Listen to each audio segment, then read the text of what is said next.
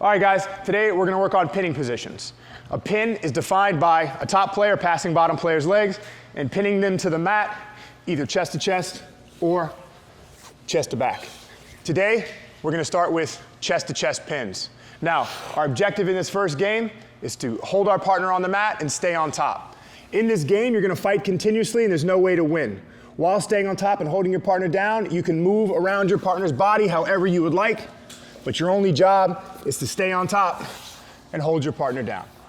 Bottom player, your job is to push top player off and put them back in front of your legs. What this means is the partner's trying to push you away and put their legs back in front of you any way that they can. If the bottom player wins, change top to bottom and start again, right? So yeah, let's go into that then. So now if we're talking about, let's use the same position. Let's say we want to use this, stay on top, hold your partner down, and we want to scale it. Okay, so this is typically something that I would do. So I would prompt this to the room. I would say, okay guys, listen, I know there's lots of different levels in here. I'm gonna give you 3 different task focuses or 3 different objectives for this game. If you're brand new, all I want you to do is what I just showed, stay on top and hold your partner down, okay? Now, I'm saying if that's too easy for you and you would like another scale of difficulty, we're gonna start with both our hands over our opponent, and to win this game, we have to get one of our arms underneath our opponent's elbows, and we have to connect our hands. Doesn't matter how you connect your hands, you just have to get under one of your partner's elbows. If this is too easy, top player, you don't have to only get one hand under your partner's elbows, you have to get both. No matter how you circle the body, you get both your arms under your opponents and connect your hands, you win the game. So each is a little bit more difficult than the other. Staying on top, holding someone down is general. Getting under one elbow is specific but not too difficult. Getting under both elbows is a little bit more difficult. And so I let the students choose what level of difficulty they approach when they're within this game. Now the win condition for the bottom player would be the same. Create space, put your legs back in front. Okay, now let's talk about something else we consider when we're trying to scale a game. So when we're dealing with brand new people who have never touched a body before, we want to keep the change that happens between people relatively low. We want to give them something they can accomplish that relates to a completely necessary skill that's present all the time in the whole game, but we don't want it to be, I don't know, perceptively demanding. Okay, we want to have something that they can focus on and they can perceive that's not overwhelming. So for example, let's say we have a day 1 student, we want to start introducing them to submissions, okay? But we know that there's a correlation with our ability to stay on top and hold our partner down and our ability to break an arm, for example. So to try to solve both problems at once, we literally put them in the position that we want them to experience, and we give them the foundational task of staying on top and hold your partner down. So starting with an arm lock, just like we talked about at the beginning, we first define it. We can't put somebody in a situation that's undefined because they don't know why they're doing what they're doing or what the thing is itself. So we would start the situation like, all right guys, today we're gonna start in the arm lock breaking position. The arm lock breaking position is a position where I have attachment to my partner's arm for the purpose of hyperextension or twisting, right? So in this case, the arm lock breaking position. We're gonna start one leg under the elbows, one leg over the head, and we're gonna start with any connection on the arm. Now, the first games we usually play for new players are literally that, continuous control games where they get to experience staying on top and holding their partner down. We typically start, bottom player, start hands connected. Your job's to get your back off the mat, your job's to pull your elbow out. Top player, your job's to stay on top and hold your partner down, keep their arm attached to you. There is no win condition, you play continuously until bottom player pulls their arm out and takes it back off the mat.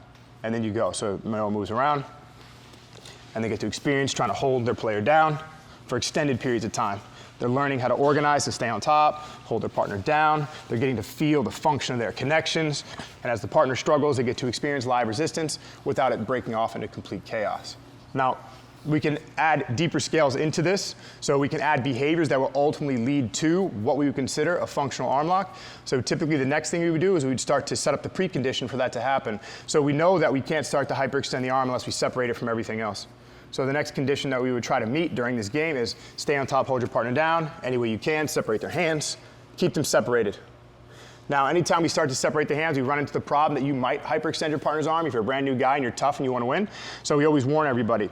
During these games, if someone separates your hands at any time, if you feel like there's too much pressure on your arm, make sure you tap, and we tell them what tapping is. Now, everyone wants to talk about finishing details. What about the finishing details? What are the finishing details?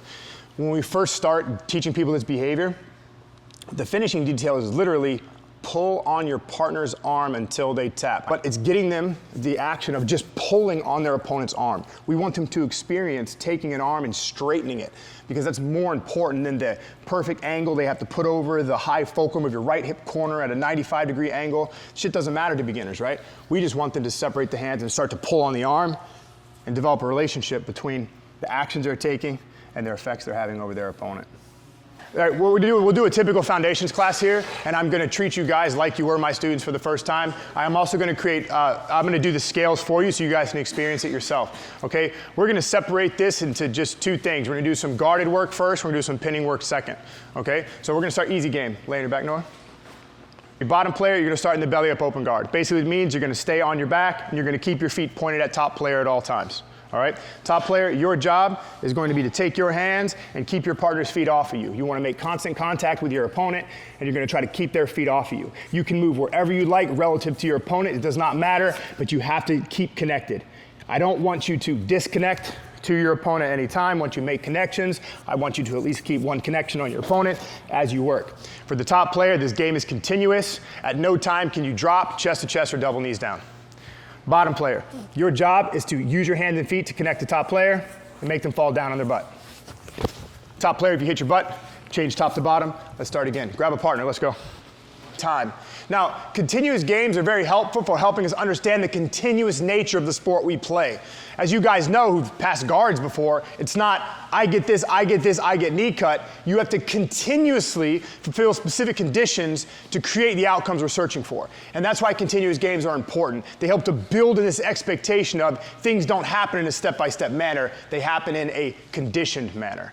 Okay? Now, the bottom player had a terminal game. Okay? Their job is to put you down, because if you're on your ass, you're not on your feet passing.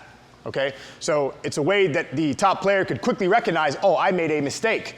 I am not fulfilling the conditions that were given to me, therefore I lose. So let's look at this again. So now we're going to get one more continuous game for the top before we make it terminal. But this time I'm going to give you a line of demarcation that I want you to engage with. So it's going to be the same rules as the previous game. Top player, you're going to stay standing. At no time can you go double knees down nor chest to chest. Again, one knee down is not bad. Just pop back up and continue fighting. Okay? Your job is the same as before. We're going to keep our partner's feet off us at all times. But now I'm going to give you a line of demarcation. You're going to try to take one of your legs and you're going to try to put it between your partner's knees anywhere, from one knee to the other. Literally anywhere. But your goal is once you get in between your partner's knees, you do not get out. You were trying to keep this leg in between your partner's knees at all time once it's there. Okay, now, if your leg comes out for any reason, your job is to fight back that situation and keep your leg in between your partner's knees. Bottom player, I'm gonna give you a more specific task.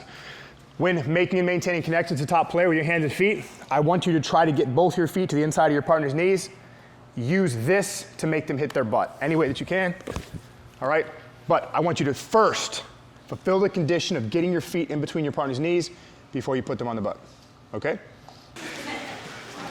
But this time you can advance your opponent's knees any way that you would like. You're not constrained to only go through the middle. You can go in between or around your partner's knees at all times. Now, the idea here is the win condition is surrounding your opponent's hips. Now let me show you exactly what I mean by that, by surrounding your opponent's hips. So your job is to stay on top and hold your partner down, keep the feet off you while you try to step in between or outside of your opponent's knees.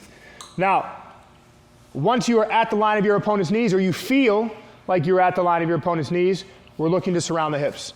By surround the hips, I literally mean put any two pieces of yourself around your opponent's hips. I don't care what it looks like. Knee, hand, elbow, knee, two arms. I do not care. You're not constrained to behave in any way right now. Keep feet off of you. Stay on top, hold your partner down. And once you advance to the knees, we're trying to surround your opponent's hips. Bottom player, you're doing the same stuff you've been doing all day. Connect the top player any way you can. You don't have to prioritize middle or inside positioning right now. You don't have to keep your feet in the center. You can move them wherever you would like, but the goal is still the same. Make top player hit their butt.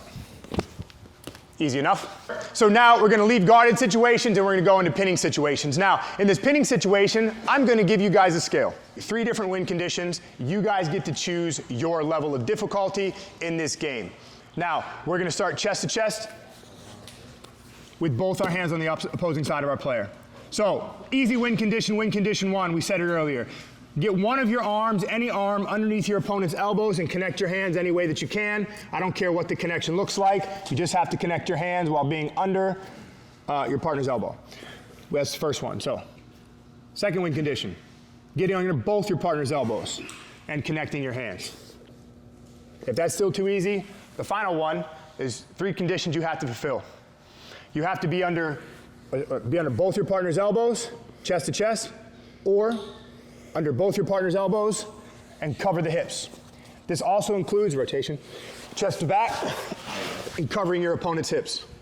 So you have to fulfill the condition of getting under both your partner's elbows and covering the hips while maintaining chest to chest or chest to back contact. So choose your scale, I don't care. Single underhook connected hands, double underhook connected hands, or connected hands, or double underhook connected hands while covering the hips. All right, bottom player will make it easy for you. Your job is to move any way that you can to create enough space to get your legs back in front and get your back off the mat. This includes sitting up, this includes standing, this includes reversal, which means going from bottom to top. Change top to bottom. Every time somebody wins, choose your scale of difficulty. Let's go, 1, 2, 3. The last game we're gonna play today is gonna be chest to back, okay? And we're gonna have a same win condition. But this time, I'm gonna give you a different type of scale I create, okay? So we create 2 types. One is choose your own level of difficulty. This time, I'm gonna make the difficulty, if you don't win, you have to keep the situation, you can't move on. So, how we're gonna play chest to back, let's start easy. Hooks inside, over under grip. This is gonna be our starting position. Now, the focus of the top player at all times, this is just a condition you have to maintain, is chest to back contact. No matter what else happens with your hands and feet, you continuously play as long as you're able to, keep your chest on your partner's back. Goal of the top player, and I'm giving you a very specific goal, everyone to follow along with this. The rear strangle, you don't even have to finish it. Okay, so the tasks for the rear strangle are, you're trying to take your overarm, you're trying to take that hand and put it on your opponent's back. So the first condition for the rear strangle is touch your opponent's back. If you're able to touch your opponent's back with the overarm, that's your first task. Second task is to lock it in place by putting it in the bend of your other arm. Hide your hand. If you get this grip, you win the game. You do not have to finish it, okay? Here's the deal.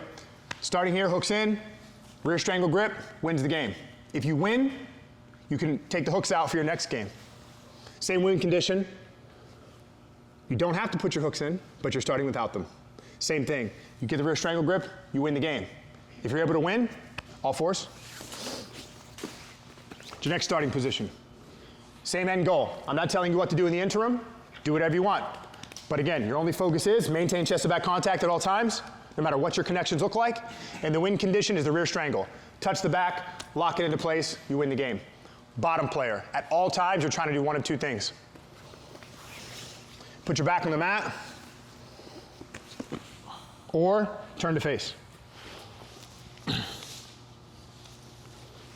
That's it.